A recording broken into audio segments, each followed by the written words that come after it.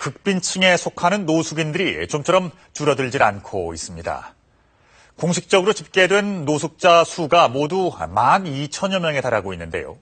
노숙인들은 왜 거리를 떠나지 못하고 있는지, 성공적으로 자립을 한 사람들은 어떻게 노숙 생활을 벗어날 수 있었는지 손은혜 기자가 만나보았습니다.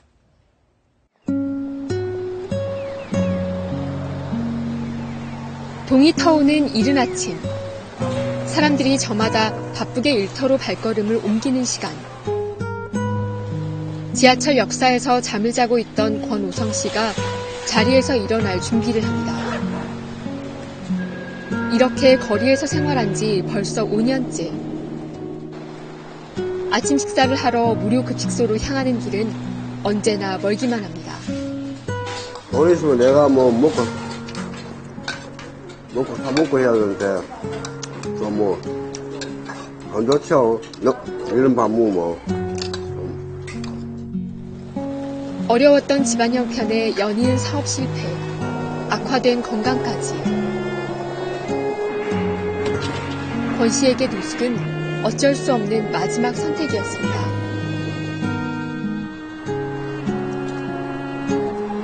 다시 밤이 되어 똑같은 자리로 돌아와 잠을 청하는 일상. 날이면 날마다 이렇게 이런 반복되는 생활을 하니까 한심스럽고, 앞으로 달리 좀 생각을 해가지고 좀 일어서 보겠다고, 이런 마음가짐을 가질 때도 있습니다.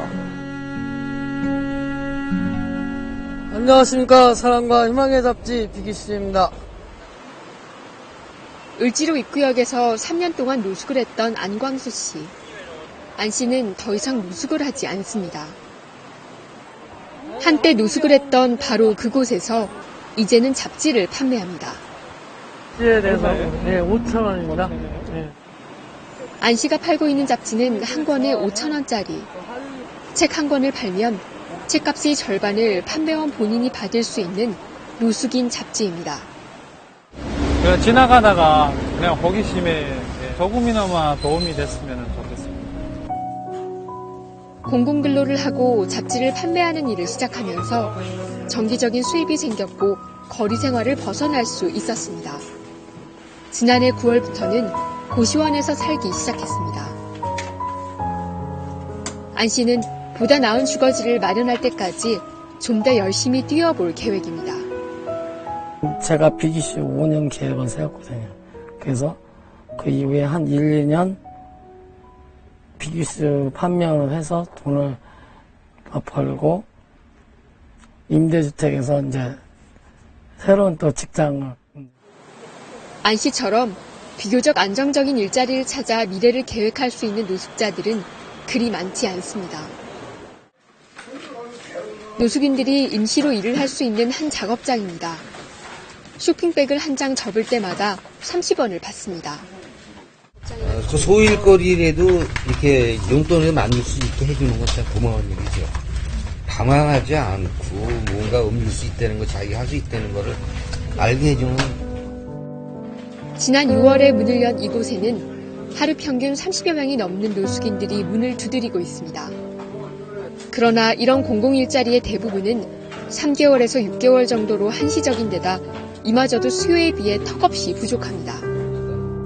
국민의 세금으로 운영이 되기 때문에 한계적으로 고임금을 들을 수 있는 일자리가 그리 많지 않습니다. 규칙적인 생활이라든지 건강을 회복하셔서 민간으로 나갈 수 있도록. 일자리를 갖고 소득이 생겼다 하더라도 제대로 된 주거지를 얻는 것이 눅눅한 일은 아닙니다.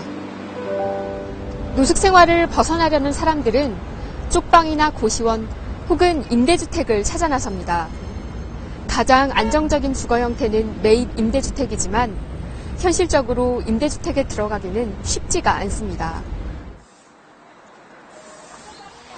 지난 2005년 영등포에서 1년 가까이 노숙을 했던 김종원 씨. 공원 청소 일을 하면서 임대주택에 살고 있는 요즘 김 씨의 생활은 전보다 훨씬 나아졌습니다. 공공근로 신청해가지고 한번 되는지 안 되는지 날짜 알아보고 그래가지고 시청해가지고 지금 5개월 끝나고 다시 이제 3개월째 들어갔어요. 플라스틱 공장 일부터 택배 일까지 안 해본 게 없다는 김종원 씨. 최종 학력이 중졸이고 특별한 기술도 없던 김 씨는 일자리를 찾기가 쉽지 않았습니다. 영등포 인근을 전전하다 노숙인 쉼터 관계자를 만났고 공공근로 등 여러 일거리를 소개받을 수 있었습니다. 이후 보증금을 마련해 임대주택에 들어오면서 비로소 생활이 안정되기 시작했습니다. 먹고 싶은 거 마음껏 먹고 그게 좀 자유스럽다는 게 좀 편하죠. 그게.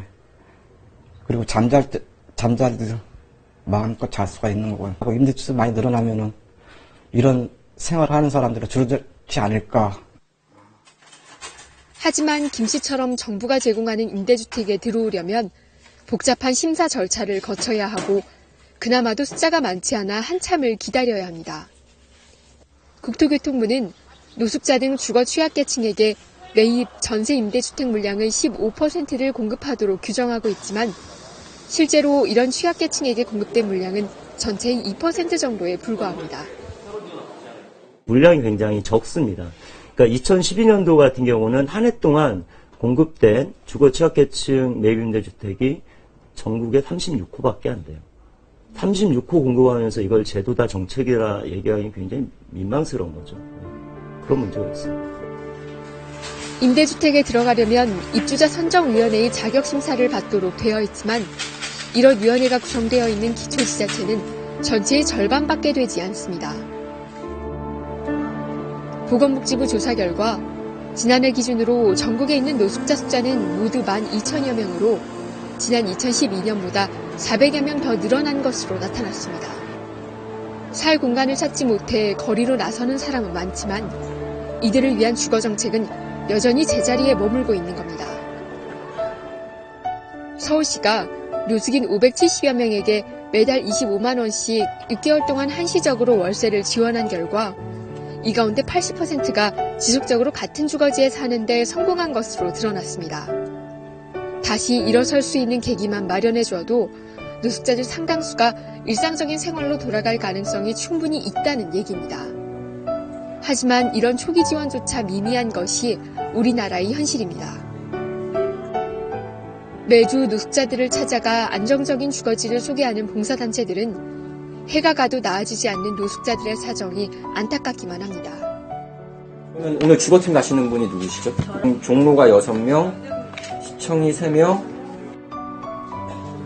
안정적인 일자리를 얻는 것도 주거지를 확보하는 것도 어려운 상황에서 노숙자들이 자활의 의지를 다지는 것은 쉽지 않습니다. 그 일용직 일이라는 게 안정적으로 이제 잠을 잘 자고 그 다음날 일어나서 일을 가셔야 되는데 그렇지 못한 환경이다 보니까 노숙을 하던 사람들이 정상적으로 사회로 돌아가기 위해서는 또 어떤 노력이 필요한 것일까? 주거지와 일자리를 보장받았다고 해서 모든 문제가 해결되는 것은 아닙니다. 노숙자들은 이전의 생활로부터 벗어나기 위해서는 정서적인 지지와 배움의 기회를 얻는 것이 반드시 필요하다고 강조합니다.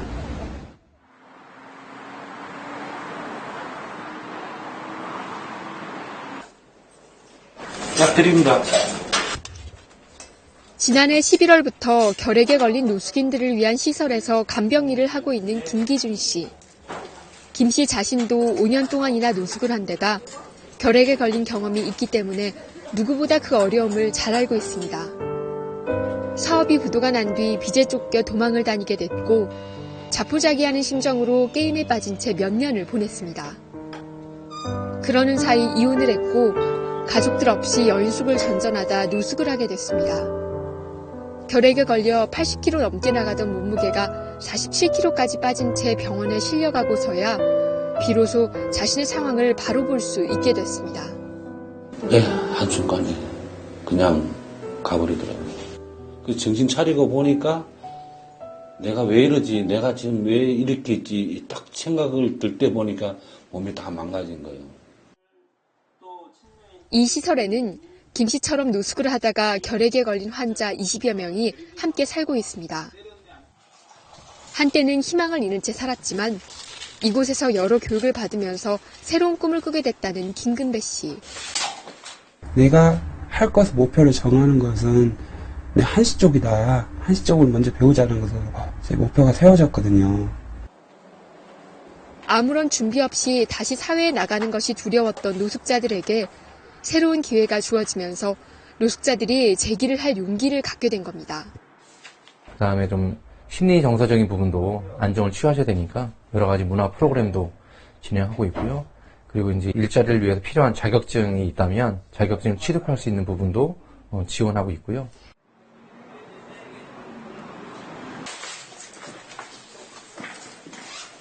노숙 생활을 했던 동료들을 지켜보며 옆에서 힘이 되어주고 있는 김기준 씨는 배움의 중요성을 누구보다 잘 압니다. 김 씨가 다시 마음을 다잡게 된 것도 결핵 치료를 받은 이후 노숙자들을 위한 센터에서 공부를 시작하면서부터였습니다. 전에는 관심도 없었던 인문학 공부를 시작하고 새로운 직업을 갖기로 마음먹으면서 그의 삶은 완전히 바뀌었습니다. 바닥으로 이제 다시 내려가지 않겠다는 이런 생각들이 좀 확각이 많이 드는 것 같더라고요. 금능고시 합격하고 나면은 요양보호사보다 한 단계 위에인 사회복지사를 한번 도전해보고 싶었어요. 노숙자들을 위한 인문학 강좌가 시작된 지 10년째.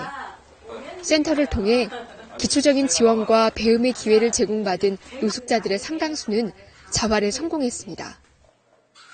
다 그 사람이 개인적인 게으름이나 잘못 때문에 저 사람이 저기 있다라고들 얘기들을 하지요. 근데 실제로는 개인만의 잘못이 아니라 사회적인 구성원으로서 그가 뭐 복지 사각지대에서 성장했다든지 또는 여러 가지 사회적인 문제로 인해서 여기까지 오게 된 사람들이 굉장히 많거든요.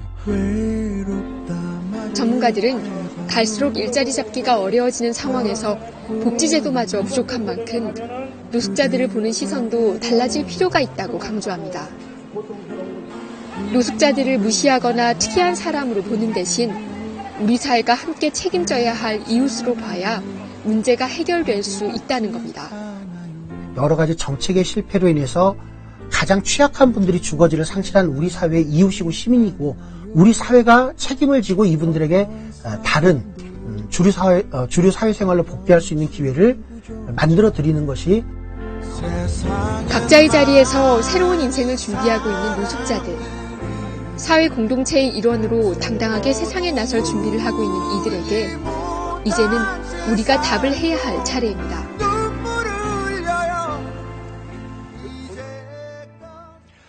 지금 이 시간에도 많은 사람들이 길거리에서 잠을 청하는 것이 현실입니다. 극빈층인 노숙자들도 공동체의 일원으로 잘 복귀할 수 있도록 든든한 안전망이 갖추어지는 사회는 우리 모두의 바람일 겁니다. 취재 8K 다음 주에 뵙겠습니다. 고맙습니다.